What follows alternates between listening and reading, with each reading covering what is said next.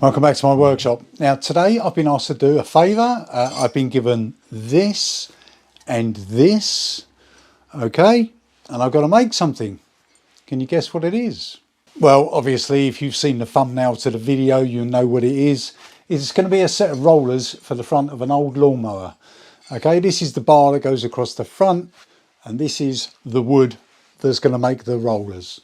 Okay, the problem is the wood has already got an issue. Let's have a look. Okay, so he supplied this piece of wood. It's really solid wood, almost too good for a set of rollers for a lawnmower. The problem is it's already started doing this. Okay, it's got some massive cracks along it.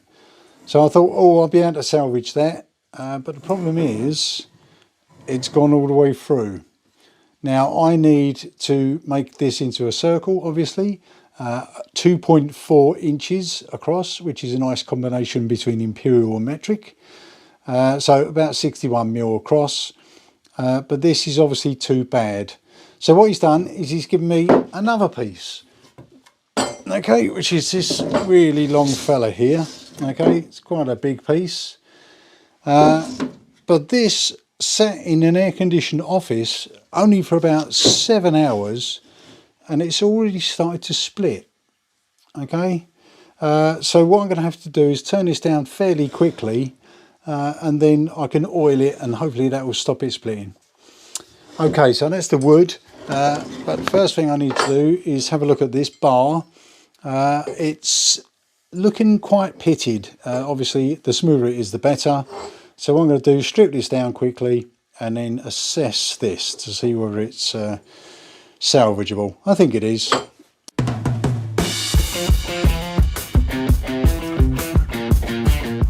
Okay, so you may be wondering, why has he got his table saw out? Surely he's going to do that on the lathe.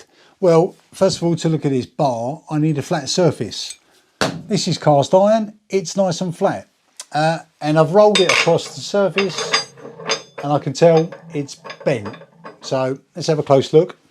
Okay, so I've got my table saw here, which is nice and flat, cast iron. Here's the bar, and you can see as I turn it, it's got a bow in the middle. And this is quite a solid bar.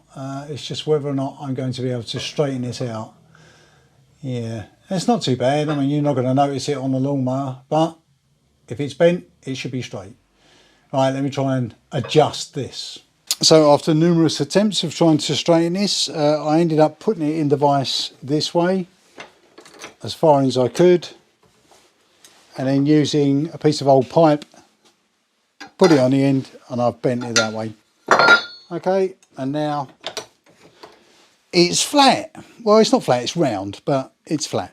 Right, start looking at the wood. Okay, before I start looking at the wood, I've just put the bar in my lathe using my old chuck. I know this is a wood lathe and this is a piece of metal. Shouldn't be used together, but it's my lathe. Now what I'm going to do is I'm going to quickly dress this up using this. Now I know before the health and safety police get involved, I'm allowed to do this because it's my workshop. Okay, but don't do this at home if you're not comfortable with using this or this. I'm just going to quickly brush over it and see if I can make it a little bit nicer.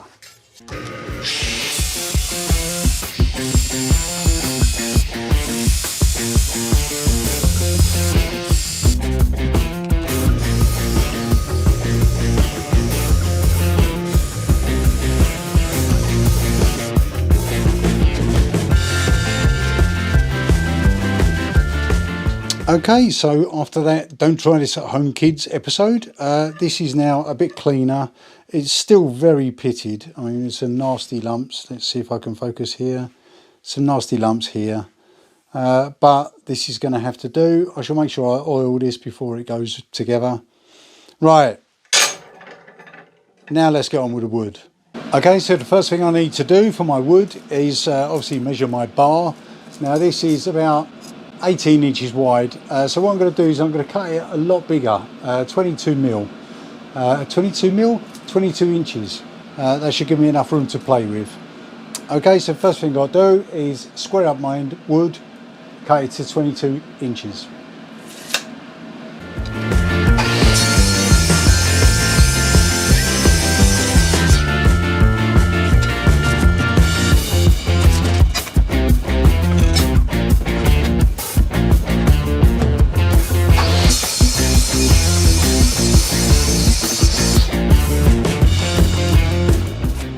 Right, so that's the wood cut. If it all goes wrong, I might have just enough to try it again. Right, let's draw a circle in the middle of this.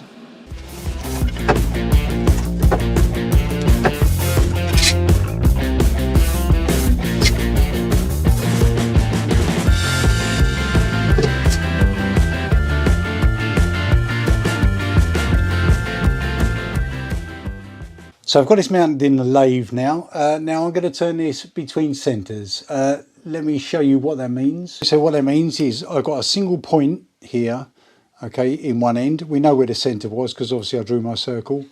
And in the other end here, I've got another centre here.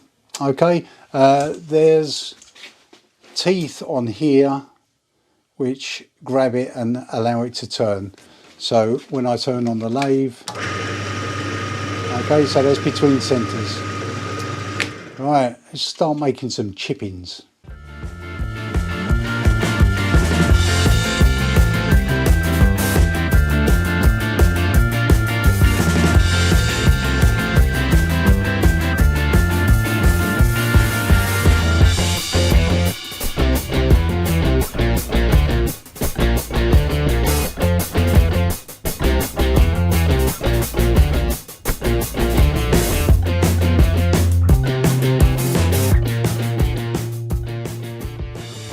Right, so we've got this almost round. You may have seen me occasionally resting my chisel on top of the wood when it's spinning. Now the reason I do that is if there's any flats like there is here, if you rest the chisel on it, when it gets to the flat, it donks. Okay, so it makes a donking sound. So when you're spinning, if you rest it on there, donk, donk, donk, donk, donk, donk, donk, you know you've still got a flat. Right, let's carry on making this round. So this is now as round as I can get it. Now that's just literally taken off the flats, so it's as wide as I can get it. So what I've got to decide next is how I'm going to get a hole right away through the middle.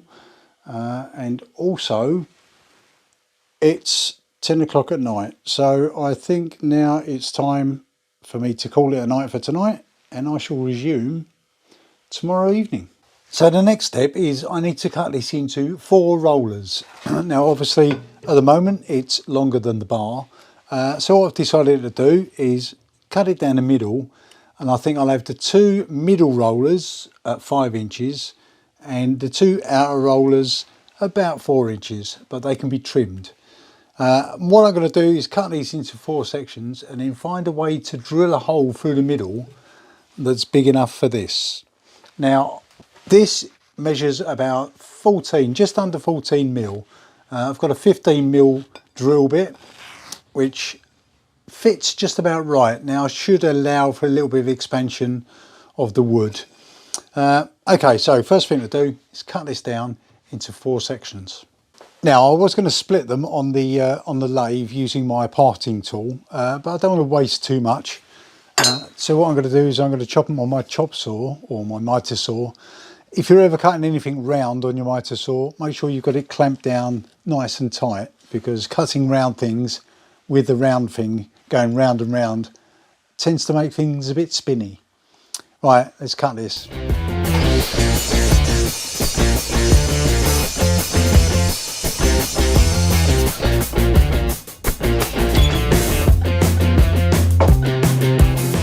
So the first one was a success. I've managed to drill a hole all the way through, and this fits fairly nicely on my bar. Okay, let me show you the setup I've got. So what I've done on my tail stock here, what I've done is I've removed my live centre here. I've replaced it with this, which is my chuck. It's quite an old style chuck, but it's on a Morse taper. Okay, so that will go in my tail stock. And in here I've got a Forstner bit. This is a 15 mil Forstner bit, so it's just about the right size. On this end I'm using my old chuck. Now my lovely nice new shiny record power chuck doesn't quite open wide enough, but my little chuck I can actually force the jaws a little bit wider, so I'm using those. And what I do is basically drill into this, adjusting my tailstock and gradually going in and in and in until I get halfway or as long as this. Then I turn this round and then drill in from the other side. Okay, let's do the second one.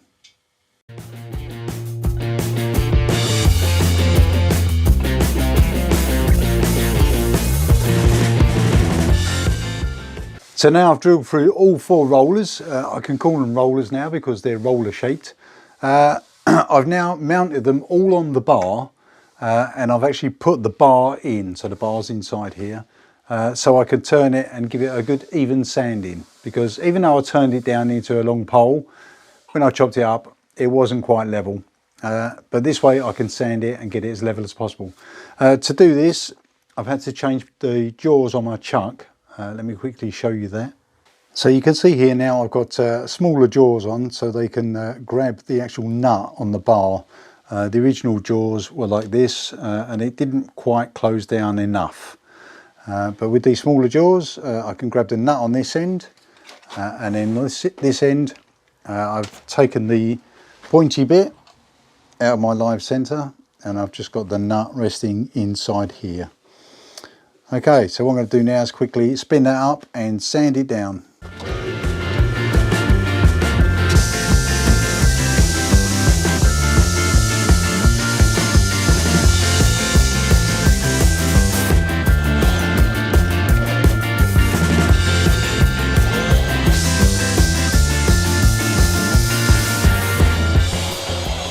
So quickly looking at this now, I've given it a bit of a sand. If I put a straight edge on it, you can see I've got a little bit of a high spot here and here.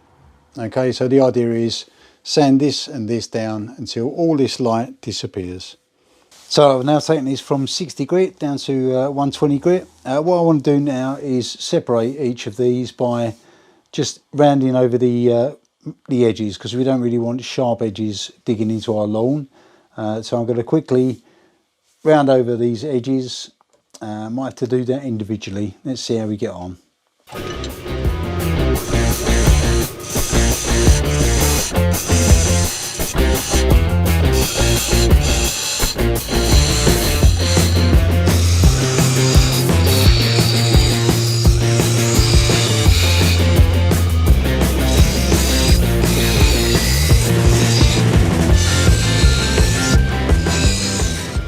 Right, so I've now got all the rollers cut to the right size, all the corners are rounded off. What I want to do now is, before I give it a coat of something, I want to wax the inside of the rollers, okay, this hole in the middle, because at the moment when you spin it, it doesn't feel quite nice. Now this one I've already done and it runs a lot smoother.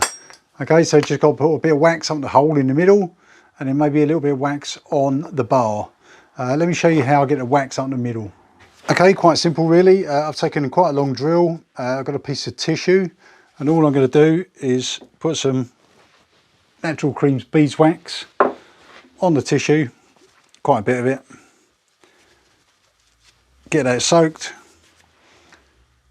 shove it in my hole and then basically make sure I've got enough wax in there. And then once that's done, then I'm going to pull it through with a bit of normal material.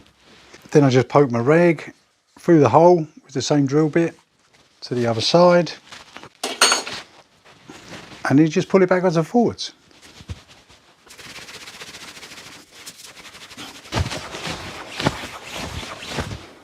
I'm waxing a roller.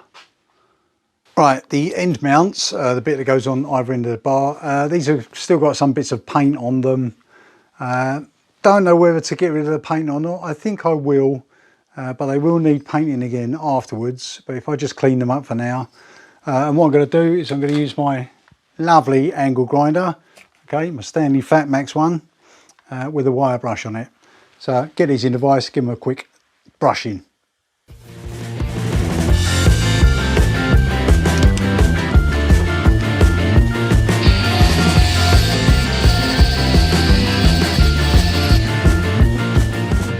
So all the metal work is now cleaned up. Really needs a couple of new nuts on there. All the old paint's been stripped off. But what I'm going to do now is I'm going to put a coat of something on these rollers. And what I'm going to do is put my gloves on.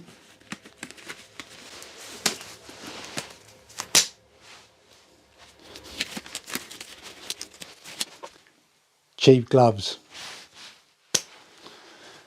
I'm going to give it a coat of teak oil, this stuff, and then leave it overnight, and then probably give it a sand down and then another coat. So, cheers.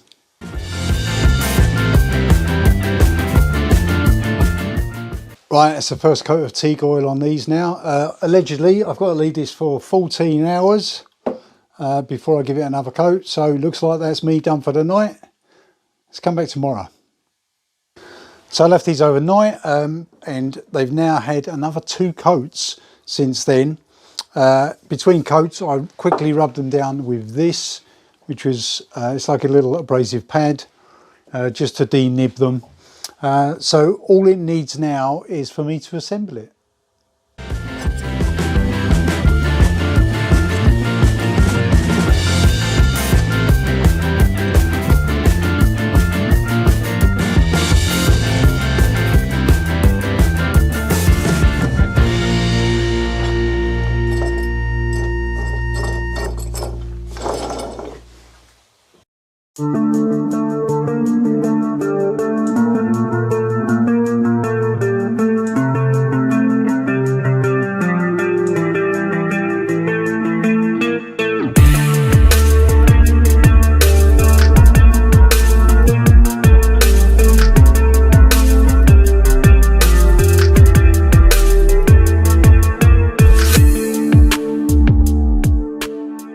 So that's about it. These rollers are now done. I thought it was going to be a simple task, but it was obviously more complicated than I thought.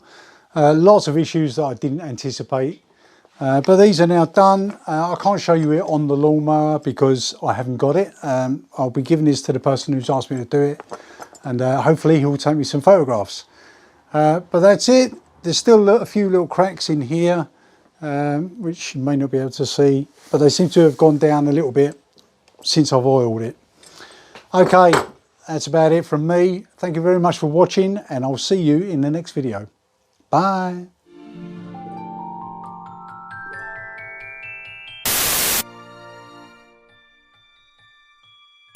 And I've replaced it with this, which is my chuck, old styly chuck on a whatever that's called.